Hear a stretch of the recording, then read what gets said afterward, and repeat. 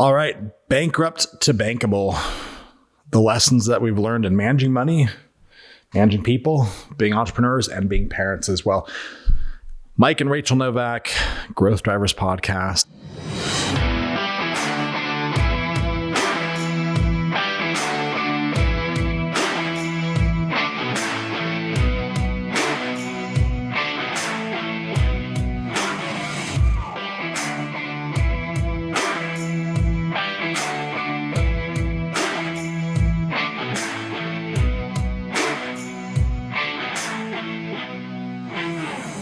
If you find value in the podcast we put out every week, if you could like, share, and give us a 5-star review, that would mean so much. Just to share with someone that you think might get some value out of hearing our message. It would mean a ton to us. Yeah. If it inspires you, if it enlightens you, if it intrigues you, or just entertains you, share it with somebody. Yeah. And this is going to be a raw fucking episode. We're going to get super real, and we're going to pull back the curtain on some of the challenges in the dark side of business. Like a lot of times, you know, people look at businesses and they just think it's like this fairy tale Elon super Musk, sexy. you know, kind of Forbes cover experience. And the reality is that entrepreneurship is actually a really fucking lonely dark road, right?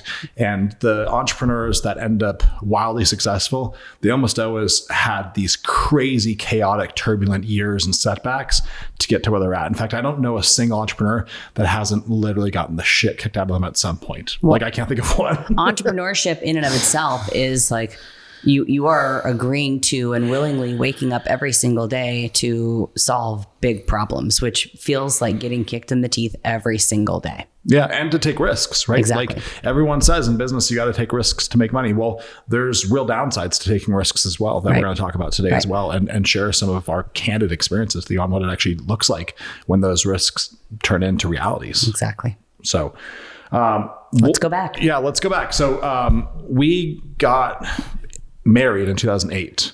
We got married in July.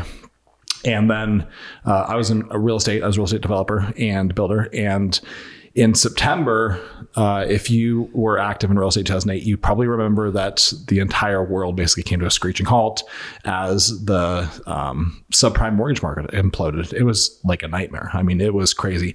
We had something like 26 projects under construction at this point, 28, whatever it was, tens of millions of dollars of projects happening. And our access to liquidity was gone overnight. Like it was crazy. I remember the weekend heading in that September weekend to Lehman Brothers being on the verge of bankruptcy, and then announcing that Sunday evening that they're going to be filing for bankruptcy.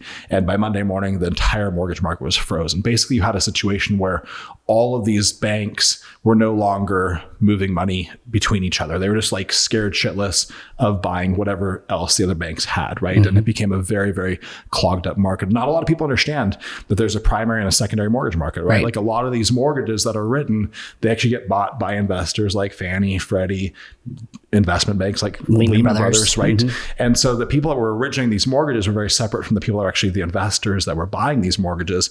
And when those investors in that secondary market stopped buying because they were going bankrupt and because they had no access to funding, that really clogged up the mortgage market very, very quickly. And all of a sudden, those loan originators had no more actual money to lend because they couldn't sell what they had already funded, right? It became this very clogged up, backed up financial system very, very quickly. And all of a sudden, there was no liquidity in the financial markets. Yeah. It was like the edge of the abyss. Well, and not to, get super deep into it, but, this was the result of many years of predatory lending where, people would lend money to people who had no business getting these types of mortgages. They could not afford it. There was a lot of stated income mortgages where you could literally say, oh, I made this much money. I'm making this statement that I make this much money, and they can give you that. That's enough for underwriting, right? To go get a mortgage, which is insane. So post 2008, obviously we're living through this in real time. We have 28 projects open and currently being built.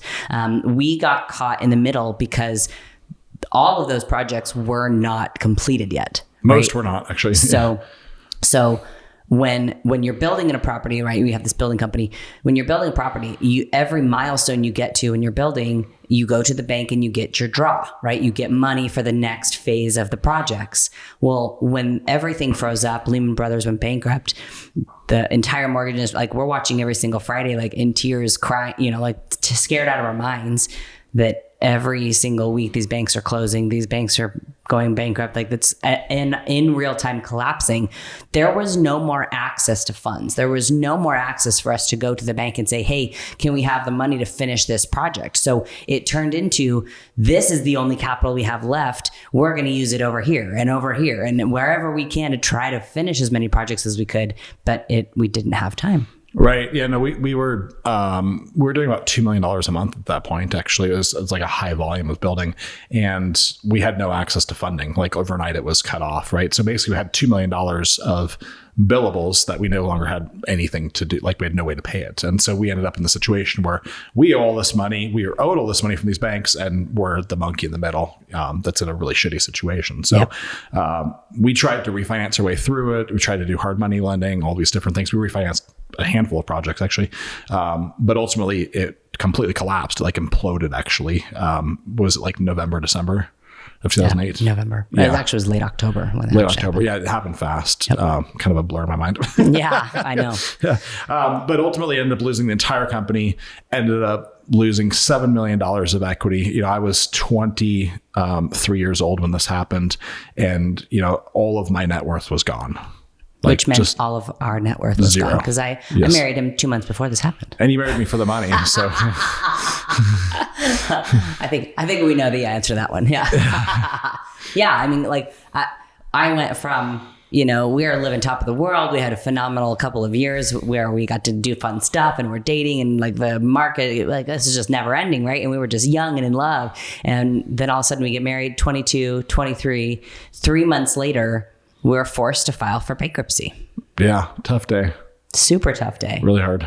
And it was a big, like, I mean, this isn't just getting kicked in the teeth. This is like, I'm kicked in the teeth, punched in the eyeball, punched in the throat. My knees are cut out, punched in the groin, like absolute low. Yeah. No, it was a feeling of just total failure. Yes. Like what the fuck just happened? And it happened so fast too.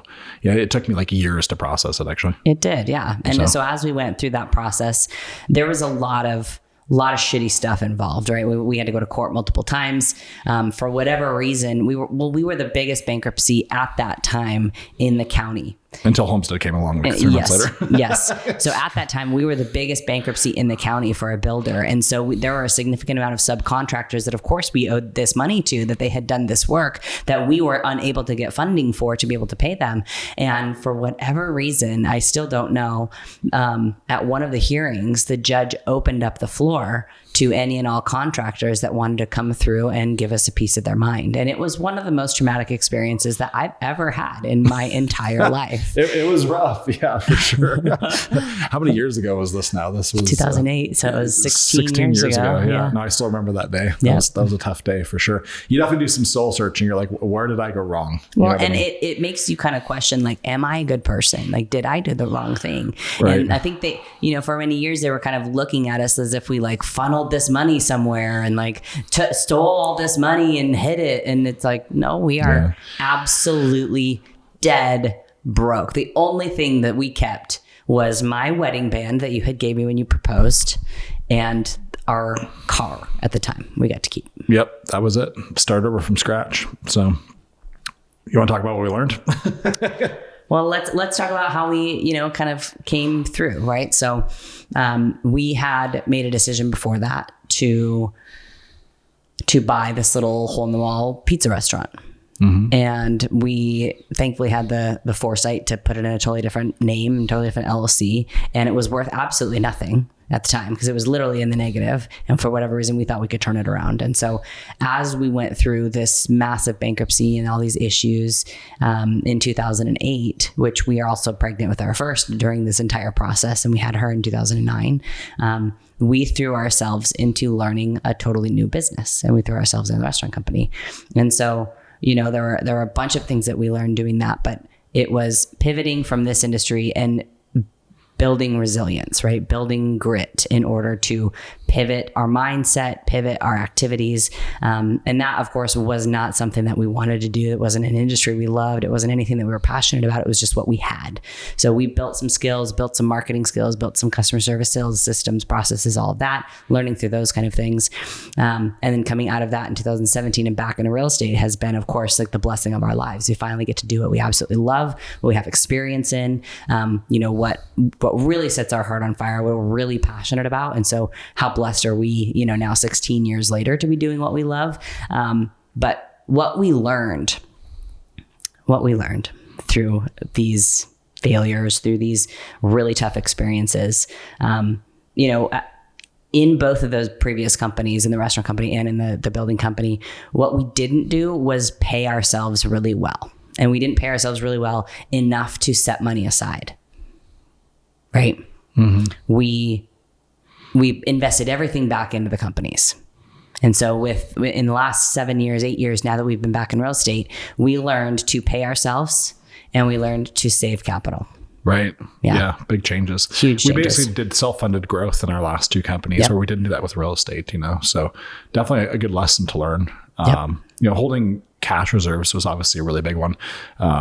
The 2008 one was really hard to predict just because it was so much money just sucked up almost overnight. I think we had several $1 million in the bank when that happened and it was gone because we just kept paying people. You know what I mean? And in retrospect, maybe there's a better way to do that, but it is what it is at this point. We did what we knew best, exactly right. Yep. Another thing that we learned was having a financial plan. You want to talk about that? I think you're the best at this. Yeah. I mean, a lot of the financial rhythms and routines that we have now came out of the failures that we've experienced. Mm-hmm. Hey, how do we take a step back from this failure and how do we actually learn what we could do better next time? And that's something that, I've definitely done as I've had failures and setbacks, is really analyze the situation. I can't go back and change it, but I can definitely learn from it and actually adapt those changes into the next iteration of myself and business.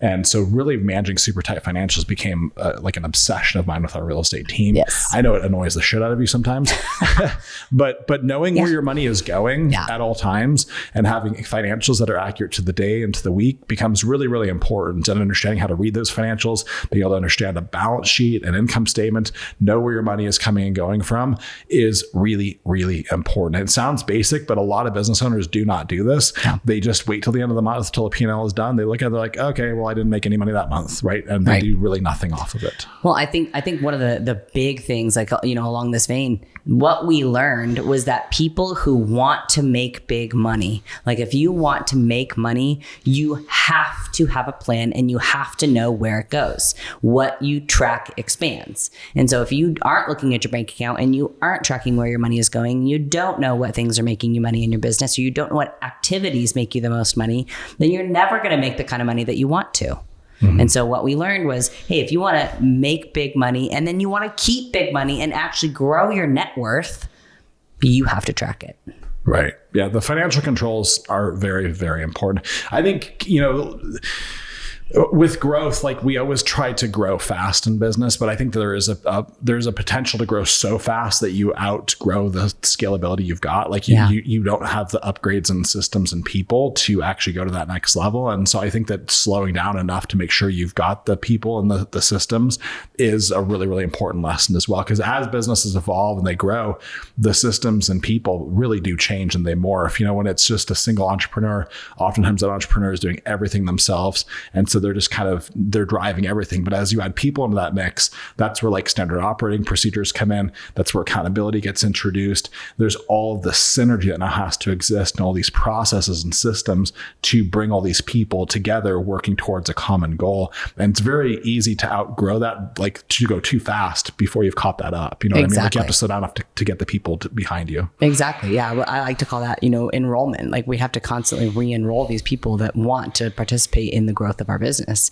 I think that was something that really, for you, especially but for both of us, we will tend to, take things on our backs. We know we can handle anything. I think we talked about this in a podcast a couple of weeks ago where, we'll take it on our backs and we can execute. We know we'll do it. I know you'll hold up your end and I'll hold up my end. So we can together, put whatever on our backs and carry it forward. What we've had to unlearn is that we shouldn't be the only ones carrying things on our backs, right? We have to bring people into the mix, and then we have to help develop those people, because the more people we bring in, the more people can contribute, the more it enriches their life, but then it also helps grow something that's bigger than just that what we could create.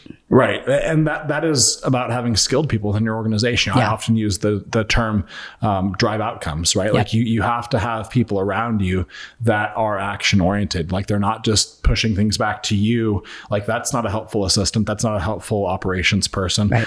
Like you need people that are actually going to take full ownership for the area of the business with which you've tasked them to run. And then you got to get the fuck out of their way and trust them to do it. Right. Like it's very easy to have this micromanagement cycle going on where this person continues to come back for you and ask for your approval and ask for permission to do anything. And that actually like really severely limits your growth. 100%. That has been my biggest lesson in this business that we've created, is trusting the people enough to get the fuck out of their way so that they can actually contribute and help me grow, right? Because what I will tend to do is not micromanage, but go back and just make sure, hey, are we good here, right? And then every time that they push something back to me, I would solve the problem, as opposed to saying, how would you handle this? Tell me how you would handle this, and help empower them to make those decisions.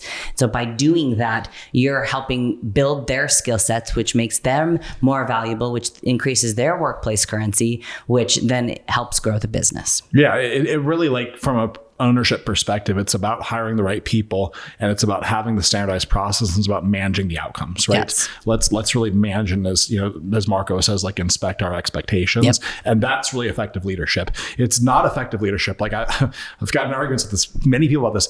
Effective leadership is not doing the shit for your people. Right. That's not being a good leader. Right. That's actually enablement, right? Exactly. That's actually paralyzing the growth of your people. The best leadership is challenging them to rise up, to challenge their skill set, to challenge their mindset, and know that if they need you, you're going to be there, but you're going to trust them to drive an outcome in your business in the area that you trust them to take over. Exactly right. So, I mean, to say, the title of this podcast, Bankrupt to Bankable, like you as a person have to evolve and learn some of these lessons and grow yourself in order to be worth more, right? Like our net worth is a reflection of how we operate the business and how we help invest and grow our people, as well as our own mindsets and leadership skills. Yeah, I mean, the net worth is really a lagging indicator into what your skill sets are as a leader and as an entrepreneur. Like that is the outcome that ultimately everybody wants, but it only follows once you have those things. Like if I look over my entrepreneurship journey now, I'm 39 years old and I started business for myself at 18. Like I've had to learn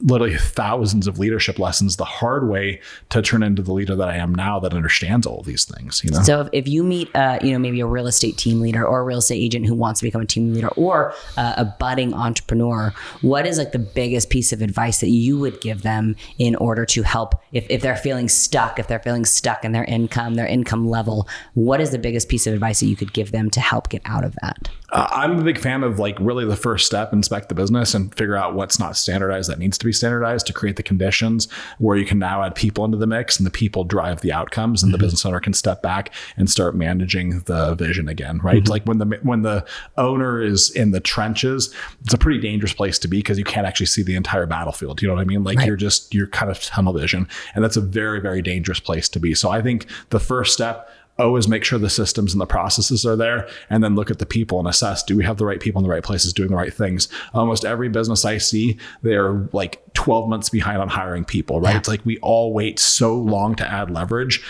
I would encourage people to add leverage way sooner. Like as soon as you can reasonably afford it, add more leverage around you, because it's going to free you up to buy back more time to do bigger things. If you're out there doing tasks and things like that, that is not being an entrepreneur. That's being a doer. That's being an administrator. Exactly right. So let's translate this to kids, right? Like managing money with kids in this space. Like how do we continue to help our kids and train our kids to manage money so that they can build their own net worths and not just rely on mommy and daddy's? Well, we have kids on complete opposite spectrums. Our oldest child, Maya, is extremely cutthroat with money. And I mean, she could probably explain a balance sheet to people right now. She's got more money than some adults I know. And she's very responsible with it. And my relationship with her about it is really mentoring her. Like, hey, I want to make sure you understand how money moves and how money flows, and that money is really just a reflection of the value and the impact that you bring to other people. So if you want to make more money, what are you prepared to do to change the impact that you bring to others, right? So for her, it's kind of been that. With our son Teo, I mean, he has no context of money. Like I don't want to say he's money stupid, but he doesn't know or understand it. Just like he thinks it just literally falls out of the air and somehow ends up in his wallet.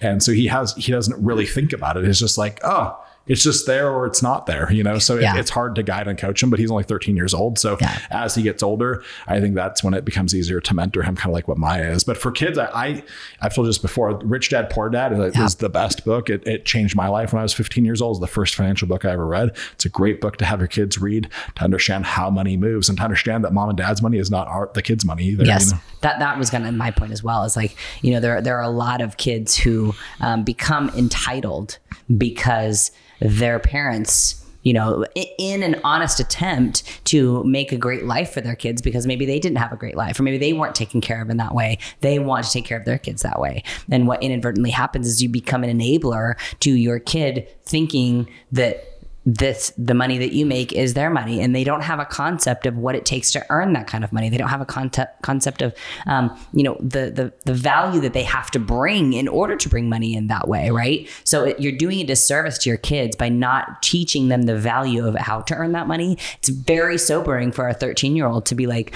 oh, you're barely worth $15 an hour, which is minimum wage here. You're barely worth $15 an hour, and the amount of work that needs to be done, how long an hour can feel when you're doing work is a lot. And so making sure that you're trying to drive the perspective into them so that they have that perspective and understand, no, mom and dad have that kind of money. I don't have that kind of money. I have to learn how to earn that kind of money. Yeah. And that really enters that conversation, like, especially as they're thinking like, hey, an hour is a really long period of time. They're trading time for money, right? Exactly. And so to make sure they understand the reverse of that, like what is the opposite of that, is trading money for time. And how does that play into actually building a big net worth and a big life, right? That's kind of like the advanced conversation to have with your child. Yeah, exactly. So, expand on that a little bit, actually.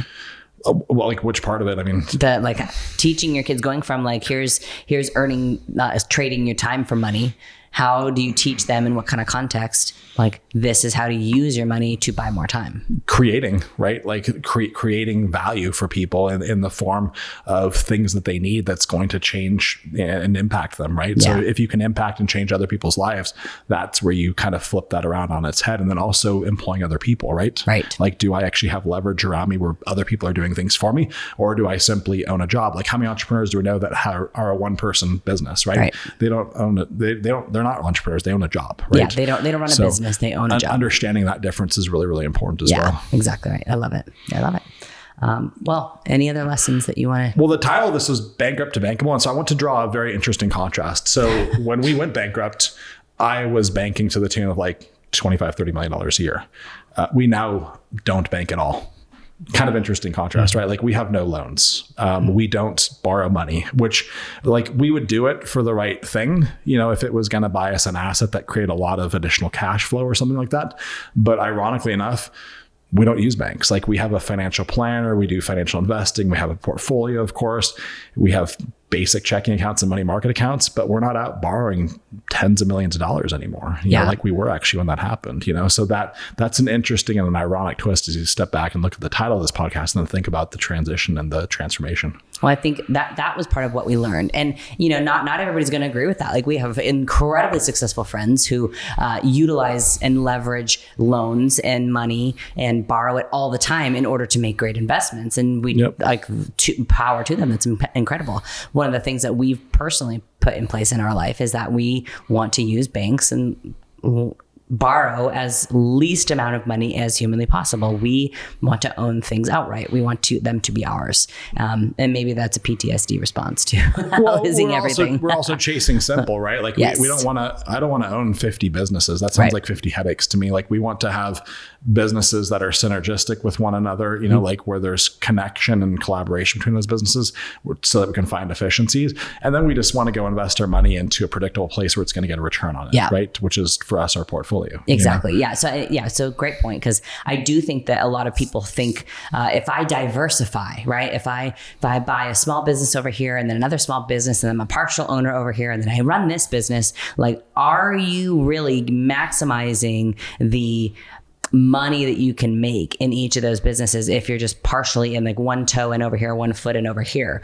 Our strategy is, like you said, we're going to go all in on this business. We're going to completely maximize and go very deep on this business. And then anything that doesn't fit within the synergy of that business is just a no-go for us. Like, we have to draw boundaries and say, these are the things that we're going to take time and invest in and put money into, put time into, bring people on to work, so that we can go deep on those things and just live that kind of simpler. Right. Yeah, for us, that's been that formula, like synergistic business that creates a lot of free cash flow, and then little to no debt structure, and then dumping as much money into investment accounts as possible, and then letting those investments just rise and grow. So for us, it's been a great formula. Yeah, it's been a hell of a 16 years. That was a fun walk down memory lane from bankrupt to bankable.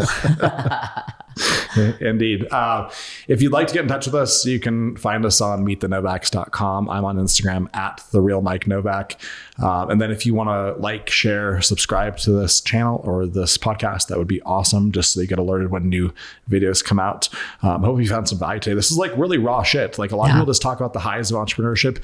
It's really important to have an open discussion about what those lows look like, because a lot of people, they think they're either in isolation when they're experiencing these things, or they don't think they happen at all. And the reality is they happen to every single person. Absolutely right. If you've been in business any length of time, you've gotten kicked in the teeth or knocked down, it's important. So if you found any value, if this enlightened you, if it inspired you, if you have any comments, put them down below. I would love to read them. All right. We'll see you next week. See you next time.